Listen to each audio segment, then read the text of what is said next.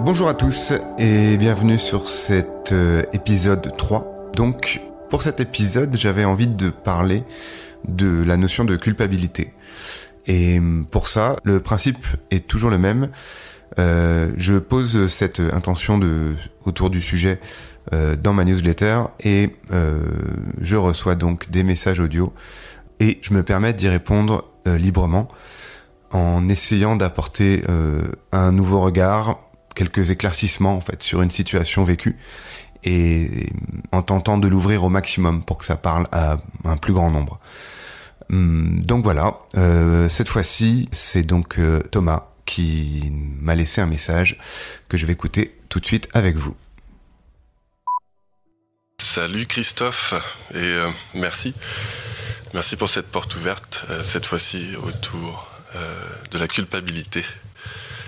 Ce mot a piqué mon attention, tellement que je me souviens plus de l'autre. Bref, toujours est-il que dans un premier temps, j'ai cherché en moi et la définition que j'avais de ce mot. Je me suis rendu compte, malgré moi, qu'en fait, j'avais encore de la culpabilité. Et la définition était plutôt claire. Donc j'ai quand même cherché sur Internet à approfondir tout ça.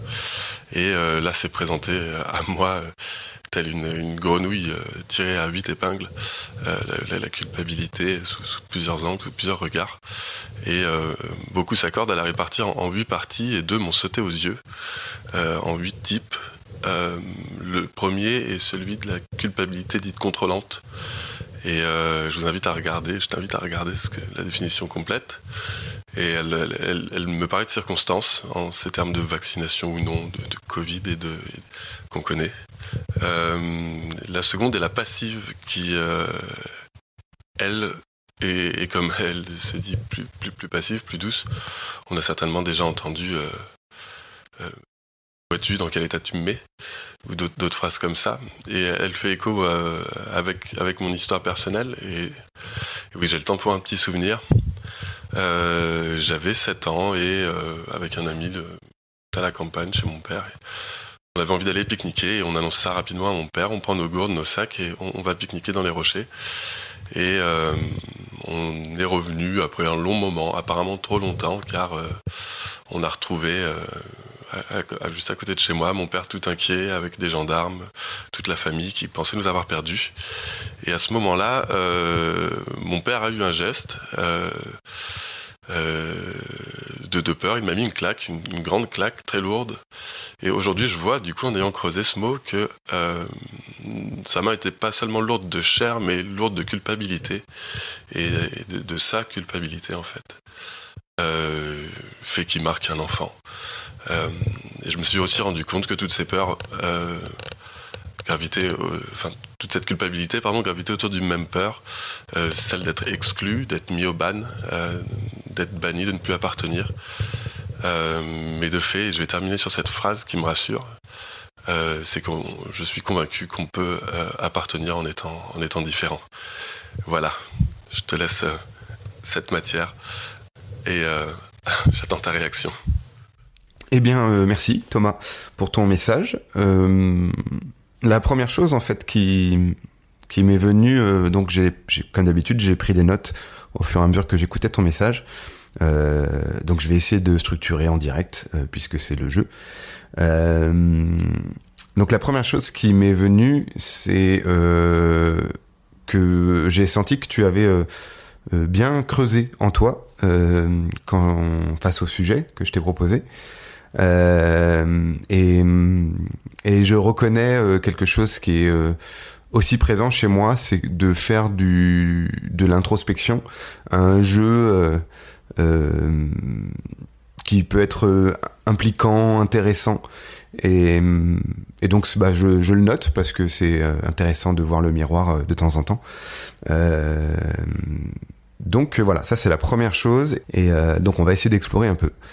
Donc tu me parles en premier de la définition de la culpabilité contrôlante, et juste derrière tu poses le truc sur la notion de la vaccination, de la période qu'on vit, Et j'ai pas du tout senti que c'était un vrai sujet pour toi. Je pense que t'en es très loin de ce sujet.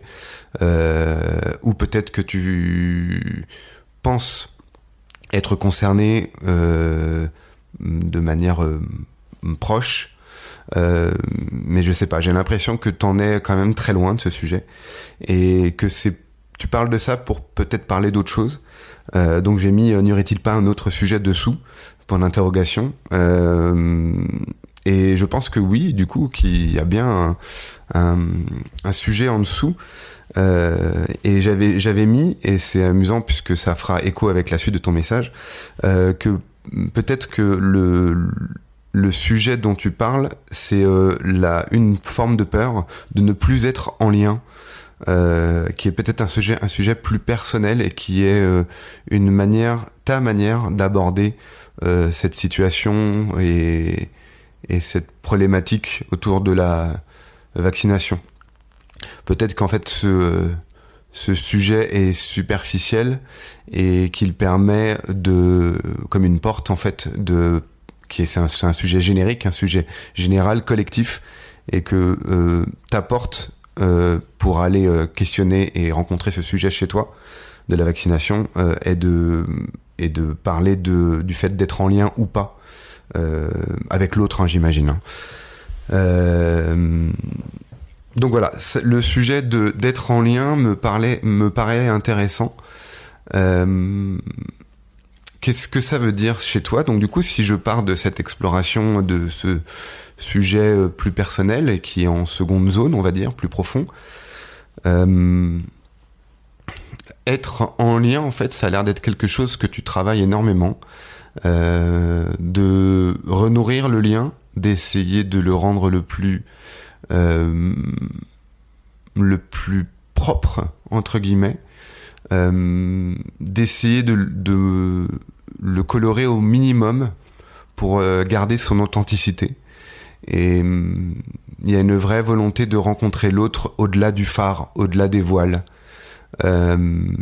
Et peut-être que le sujet de la vaccination vient mettre une chape qui va à contre-courant de ton mouvement intérieur, cette volonté de rencontrer l'autre justement sans voile, alors que la vaccination et la situation a tendance à plutôt rajouter des filtres entre soi et l'autre, ce qui me paraît être évident à comprendre, mais peut-être que ce mouvement intérieur est bloqué, et en tout cas diminué, et c'est ce qui fait que tu peux parler de culpabilité contrôlante.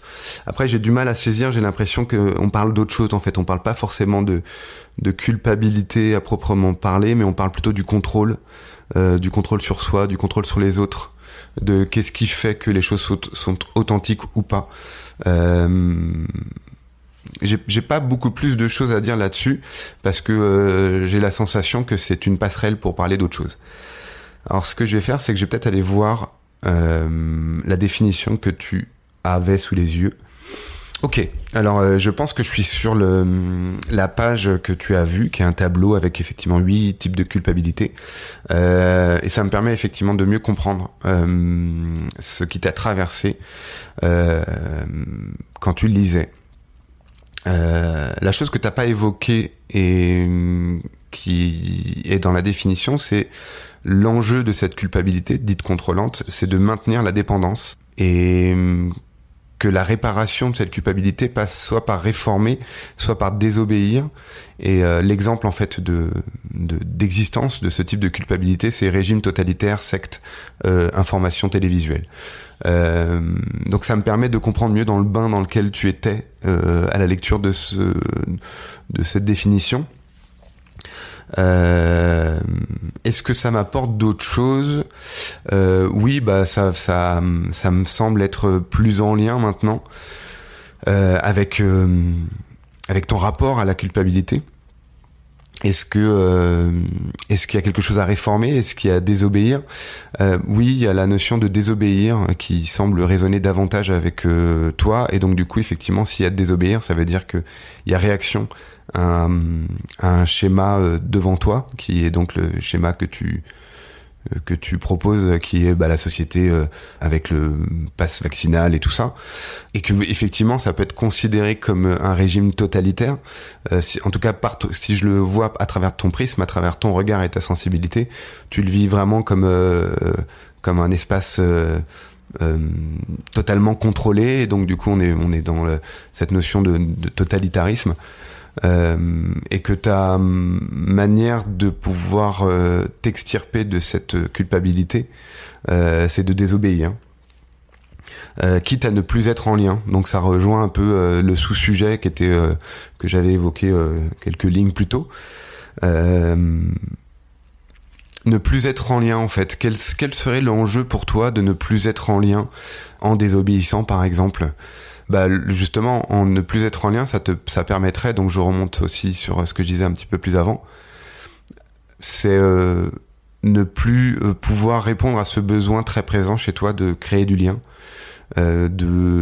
d'explorer ce que le monde et l'autre surtout a à t'offrir, et ce que tu pourrais offrir dans cette relation.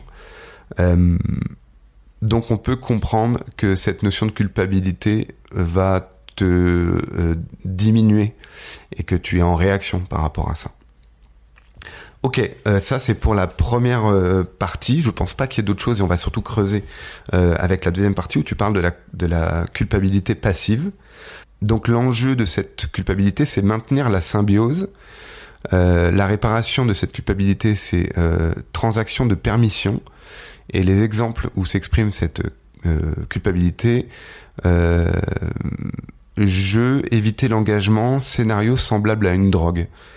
Ça m'a pas l'air d'énormément résonner, mais finalement je vais pas m'attacher à peut-être la définition, qui est peut-être une fois de plus qu'une passerelle pour parler de choses plus personnelles, parce que tout de suite tu pars sur un souvenir d'enfance qui, quand j'essaie de comprendre ce qui s'est joué à ce moment-là, il y a dans le toi enfant, il y a vraiment l'envie, la volonté de trouver des compagnons de route.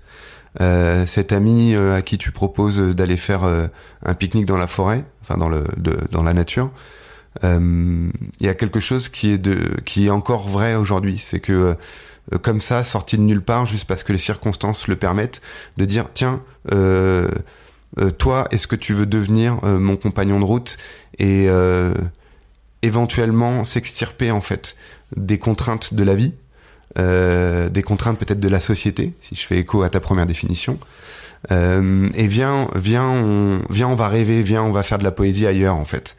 Et peut-être que c'est ta manière de désobéir, et qu'à travers ce souvenir, tu te rappelles que ta capacité à désobéir, à peut-être perdre le lien, pas en retrouver un autre, est très présente chez toi, et elle l'a presque toujours été. Je crois pas que tu donnes l'âge de ce souvenir, enfin la période de ce souvenir.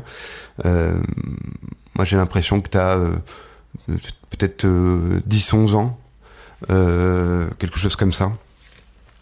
Et donc il y a quelque chose dans cette, même si tu passes vite dessus, moi ça me plaît cette situation dans laquelle tu proposes et comment ça se déclenche. Il y a quelque chose de profondément libre, léger, détaché en fait des enjeux de l'extérieur. Il y a quelque chose de répondre à une impulsion de l'enfant, répondre à une impulsion du présent, comme s'il fallait saisir le cadeau tout de suite pour éviter qu'il nous passe sous le nez.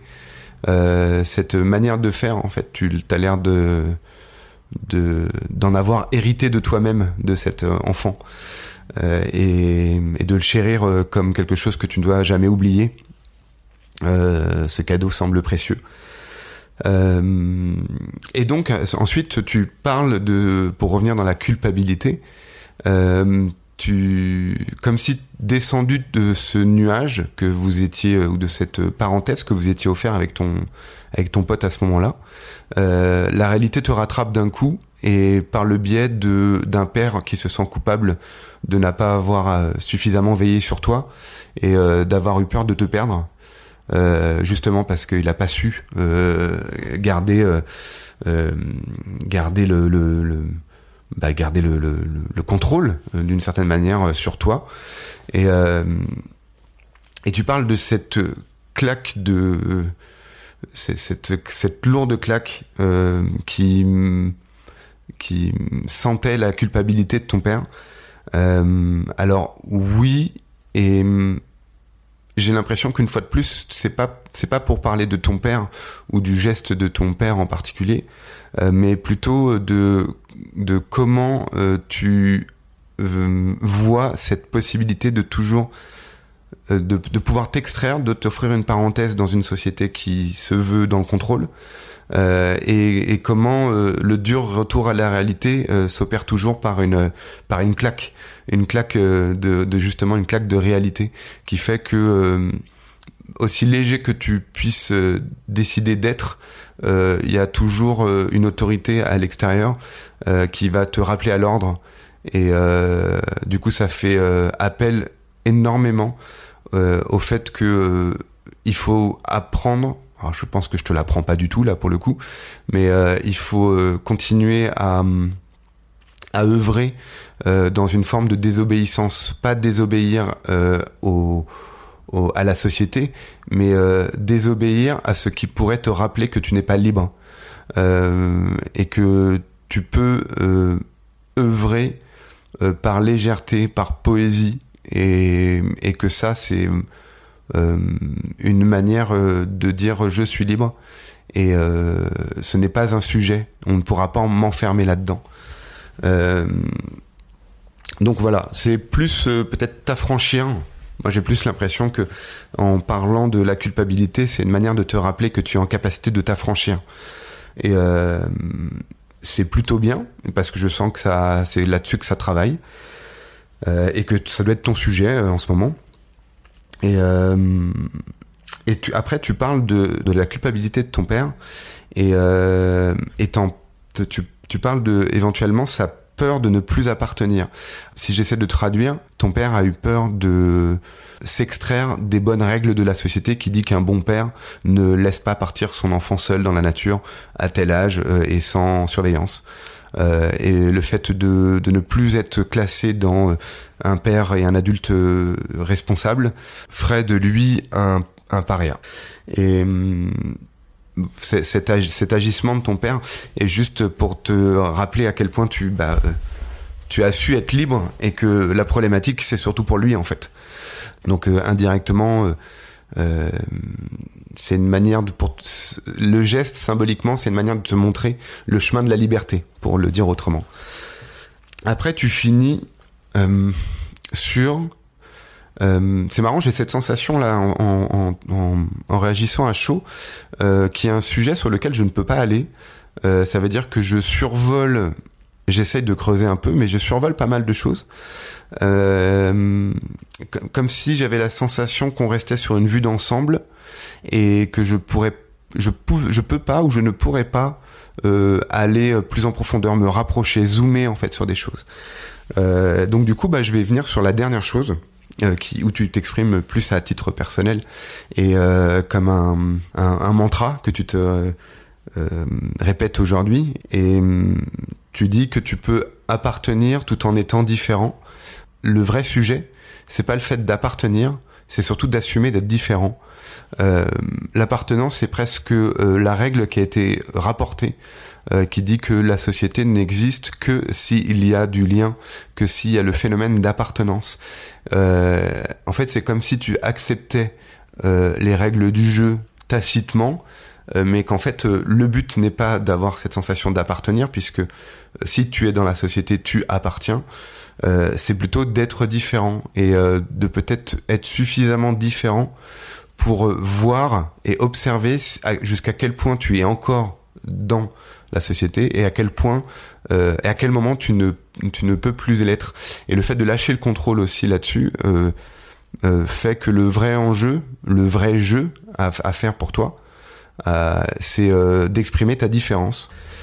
Alors, affirmer, peut-être pas le bon mot. Par contre, la différence, il y a quelque chose qui est intéressant derrière. Je vais me permettre d'aller plus loin, voir si je peux t'apporter d'autres choses là-dessus. C'est quoi ta différence? Est-ce que déjà tu l'aurais suffisamment rencontrée? Apparemment oui, mais t'as tendance à la minimiser en disant oui, mais en fait tout le monde a sa petite différence en fait. Et en diminuant de cette manière-là, tu ne reconnais pas à juste valeur ce qui te rend unique. Et donc il y a la peur de se rendre unique. Ça y est, je touche quelque chose de plus intéressant. Il y a une vraie peur profonde d'être unique, parce que si t'es unique, tu n'es dans ton système, si tu deviens unique, tu n'es plus ensemble, tu n'es plus en lien, et donc tu perds les mécanismes d'appartenance. Et donc en fait, la peur de rencontrer ton originalité entre guillemets, elle est conditionnée par justement la peur de ne plus avoir le lien d'appartenance. Et alors que effectivement, si tu ne te soucies plus du fait d'appartenir à quelque chose d'extérieur, et ben en fait c'est le meilleur moyen de pouvoir faire sauter ce verrou, comme si tu devais te montrer valide, que ta différence, aussi différente qu'elle soit, que au final tu dois quand même montrer patte blanche et te montrer valide, alors que techniquement c'est presque accepter de mourir aux yeux de la société pour pouvoir rencontrer complètement sa différence et son originalité. Et vu que tu te conditionnes en te disant bah voilà, vu que je suis convaincu que je peux être différent et en même temps d'appartenir, c'est comme si tu te mettais un garde-fou pour les événements à venir. Comme ça, à chaque fois que tu exprimes ta différence, tu es convaincu, tu t'es déjà convaincu en fait que ça ne t'extrait pas de la société ou du collectif. Donc ta mécanique de fond, elle fonctionne plutôt bien. C'est comme si tu avais balisé le chemin que tu es en train d'emprunter. Tu avais balisé au préalable le chemin que tu es en train d'emprunter. La peur d'être différent, j'essaie de voir s'il n'y a pas autre chose. Alors du coup, c'est pas une peur, on va plutôt parler d'appréhension, puisque la peur, elle est peut-être présente avant, il y a quelques années. Aujourd'hui, elle l'est beaucoup moins. Il y a la volonté aussi de renouveler régulièrement les regards qui sont portés sur toi, pour éviter que le regard soit trop lourd, que le jugement de l'autre devienne trop lourd pour toi.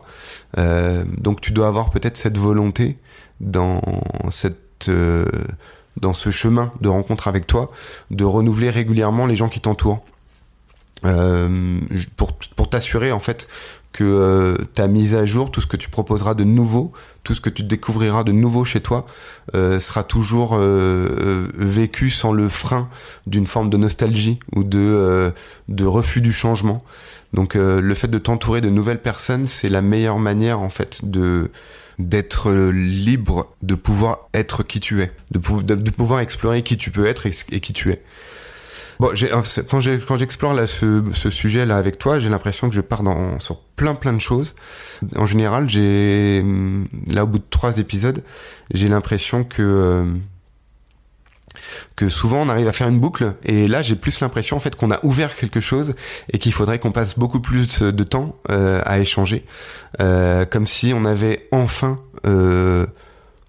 touché et abordé le sujet de fond et qu'on avait enfin ouvert la porte. Donc ça me plaît en fait au lieu d'essayer d'apporter des réponses et des nouveaux points de vue, un nouveau regard. Là, c'est comme si tu m'avais proposé d'aller un peu plus loin ensemble dans un sujet, et ça me plaît la démarche. Bon, je vais pas aller plus loin. Je te remercie pour ce message, et je vous laisse avec le retour à chaud de Thomas, et on se retrouve après. Et je suis tout à fait d'accord avec toi. Je sens que on touche à quelque chose. Là, la porte est effectivement grande ouverte, ça vibre fort. Il y a effectivement chez moi de la culpabilité d'être différent, par peur des fois d'écraser mon voisin, de briller plus que lui. Mais aujourd'hui, je fais vraiment le choix d'accueillir cet être unique que je suis, avec toutes ses originalités et toutes ses compétences. Je vois la richesse de la différence et tout ce que ça a de plus bénéfique. J'entends aussi un écho avec un phénomène psychologique dont parle très bien Idriss Aberkan, qui est l'addiction à la conformité, qui est aussi présente chez les animaux que chez les hommes. Et voilà, j'entends un écho là, car à être tous conformes, on se priverait de mouvement. On priverait de polarité et de cette différence qui, encore une fois, fait richesse.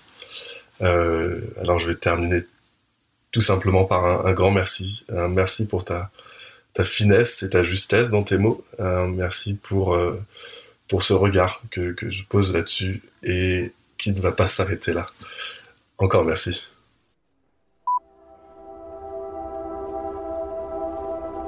Eh bien, merci Thomas pour ton retour et d'avoir permis d'explorer ce sujet de la culpabilité ensemble.